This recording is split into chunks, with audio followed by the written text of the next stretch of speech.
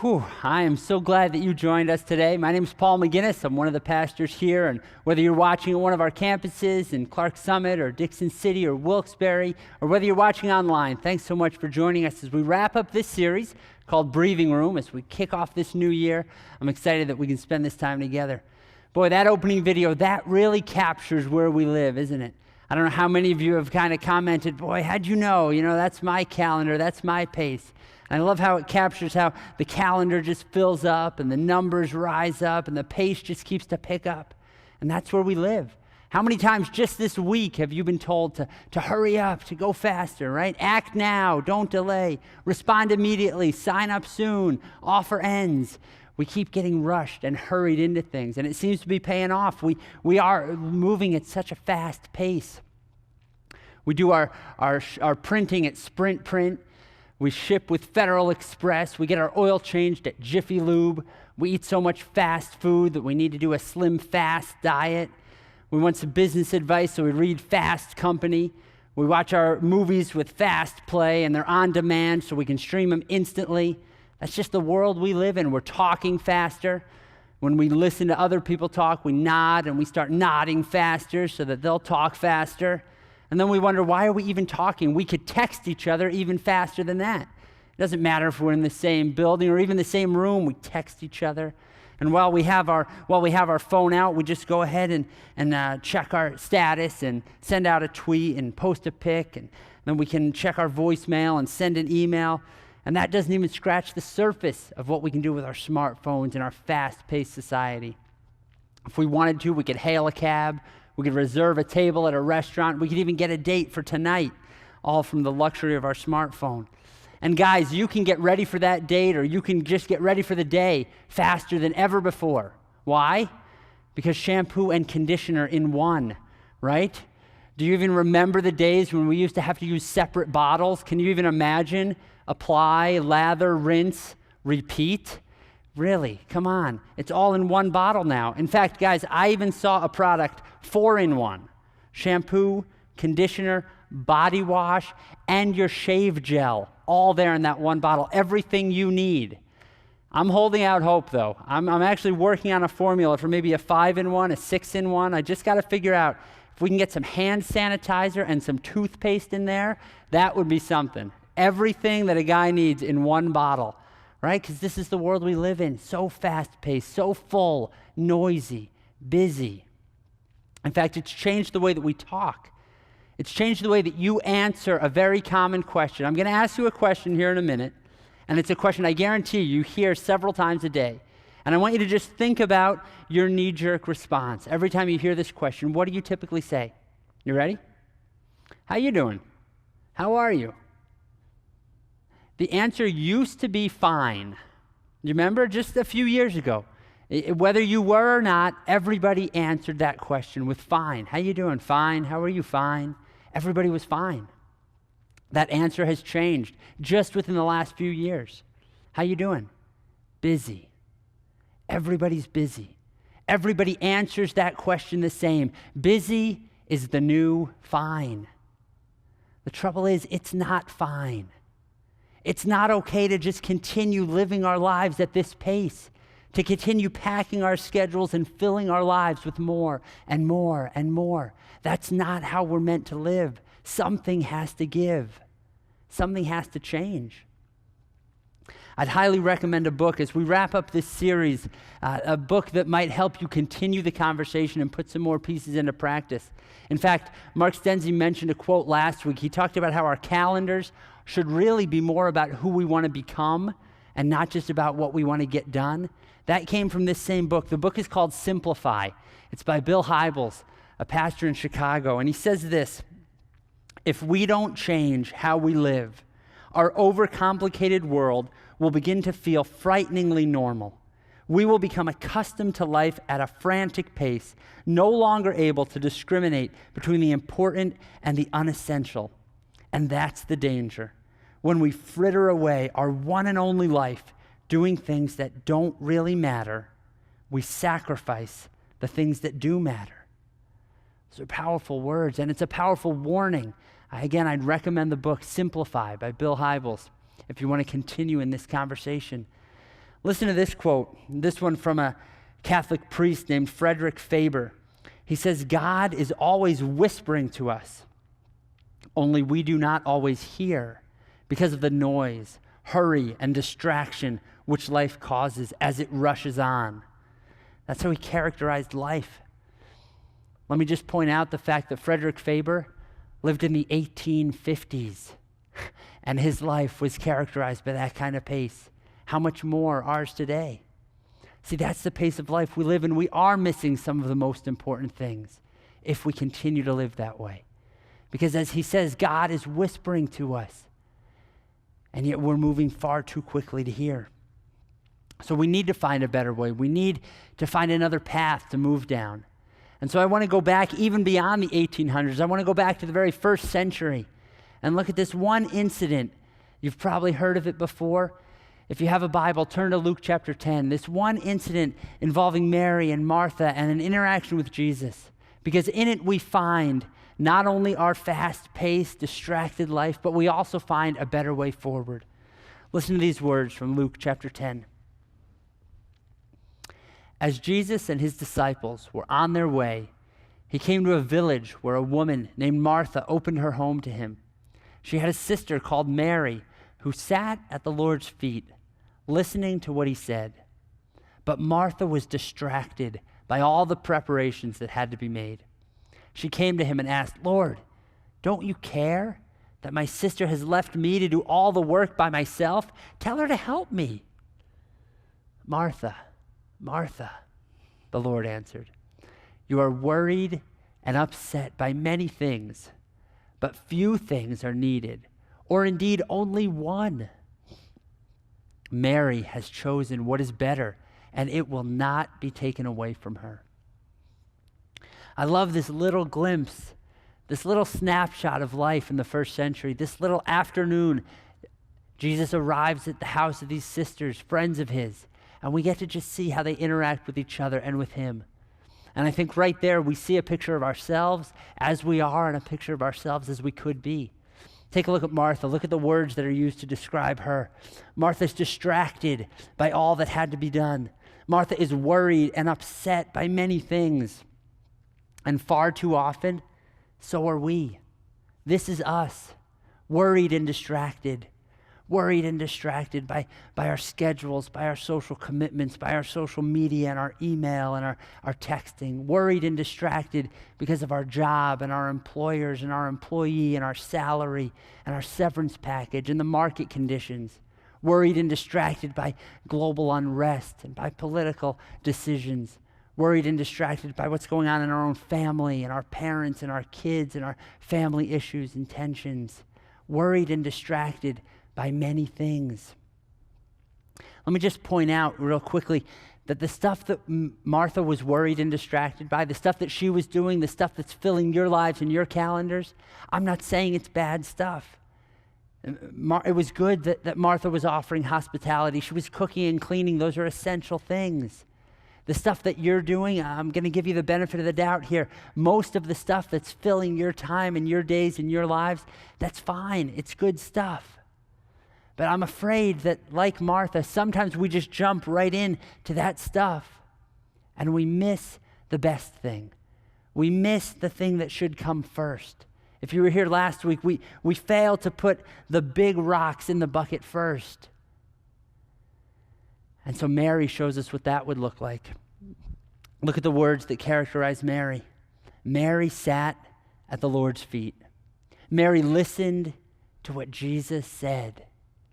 Mary's not worried and distracted by lots of things. She realizes that really only a few things have eternal value. And really only one thing is worth doing right now. There's only one thing worth my energy and attention in this moment. Yeah, there's lots of other good things, and I'll get to those later. But in this moment, there's only one critical, essential thing. And it's good to get back to the other stuff. It's good to continue to do those other things, but not if we miss this one thing. Mary shows us what that looks like.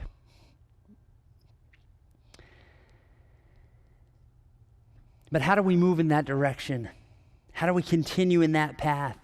How do we make our lives look a little bit more like Mary's and a little bit less like Martha's? Well, I want to say that there's something that we need to know, and there's something that we need to do. Here's what we need to know. Here's what you need to understand. That God doesn't sprint and shout. He walks and whispers. God doesn't sprint and he doesn't shout. He walks and he whispers. And so if connecting with God is important, and I'll just tell you that it is, in fact, there's nothing more important. If connecting with God is important, then you and I are going to have to lower the RPMs of our lives. We're going to have to dial down the noise of our lives so that we can connect with him on his terms and at his pace, so we can hear his voice, because he's not going to shout over the mess of our lives. He's not going to sprint to catch up with our pace. It's up to us to slow ourselves to his, to tune our ears to him.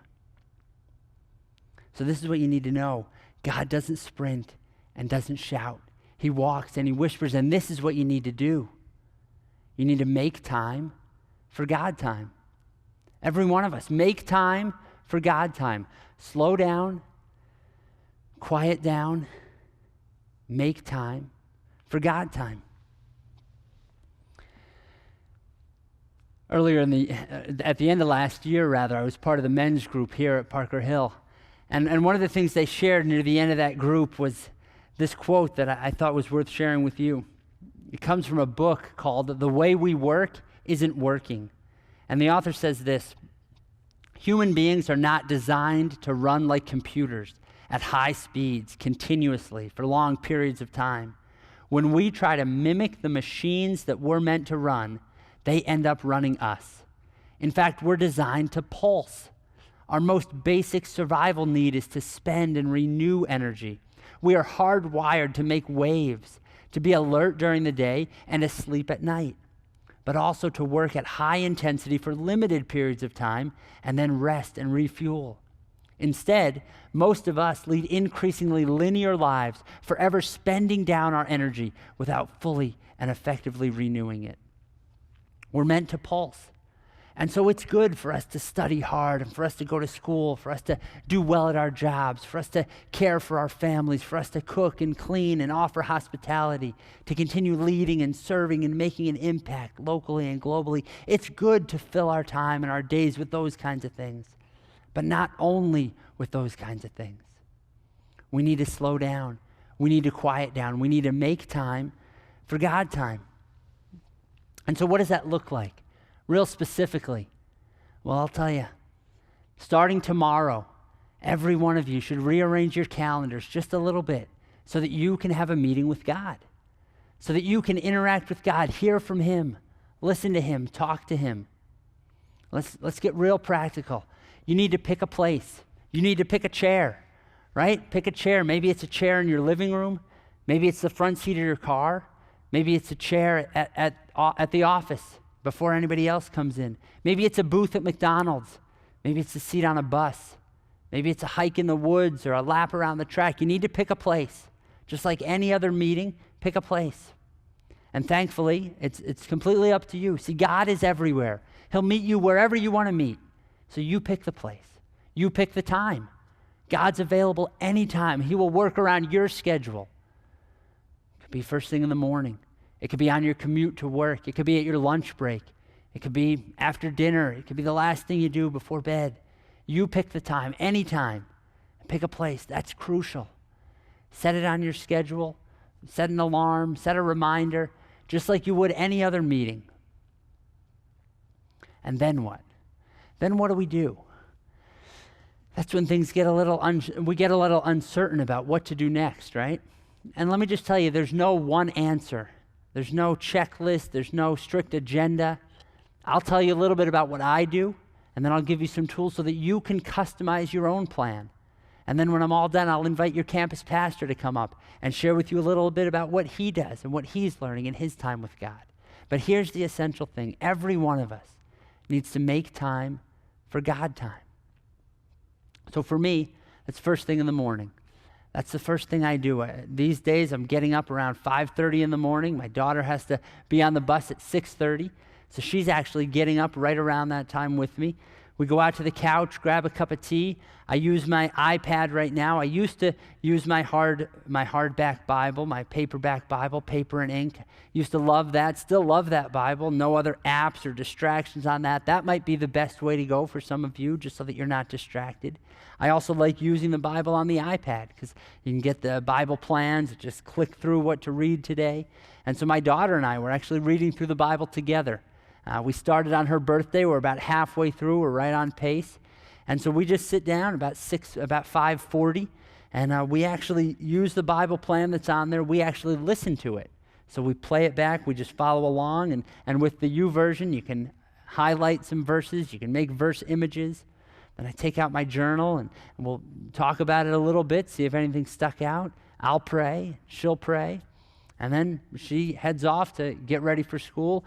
I'll stay a few more minutes and write some things in my journal about what I just read. Maybe one of the verses stuck out. Maybe there's something I need to talk to God some more about or pray about. And then that's it. Then we go on to breakfast and the bus stop.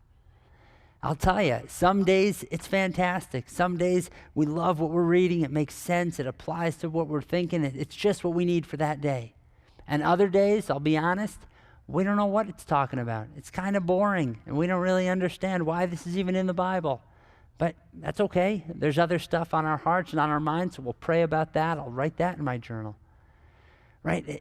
The point isn't that every day is going to be some epiphany, some lightning bolt. The point is that every day we're spending time with God. We're recentering ourselves. We're recalibrating our hearts. We call it God time at my family. I love the stuff that our kids get from Epic Kids. They get God time papers that'll walk them through what to read and some questions to answer. This has just become a habit of our family. Everybody, every morning, spend some time in God time. I'm so thankful for my parents and the way that from an early age just helped us develop this habit.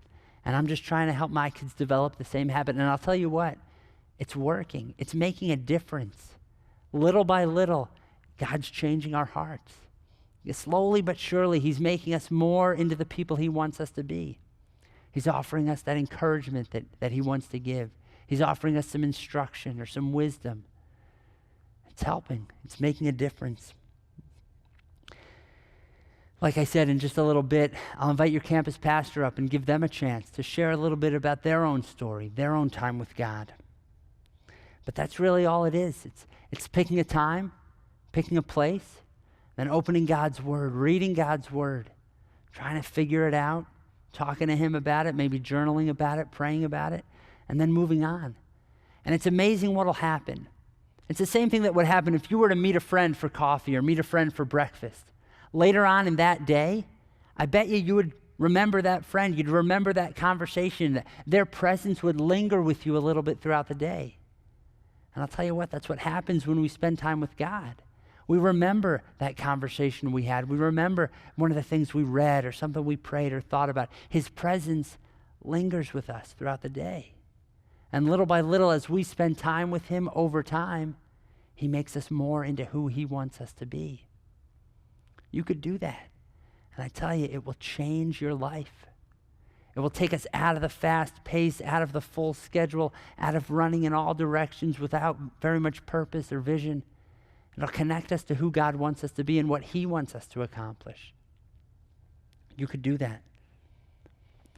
Let me give you some tools, some things that might help.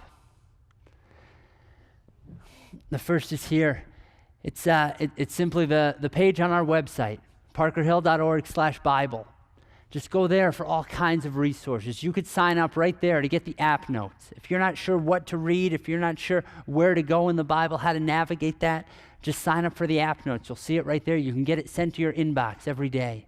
You can find it on our Facebook page every morning. We call them app notes, and they follow along with exactly what we're teaching through in that series. And so we'll let you know, read this passage. Here are some questions to ask, or here are some things that you can do to apply that passage right there at that website. Also, parkerhill.org/Bible, you can download the discussion guide that follows along with our weekend teaching.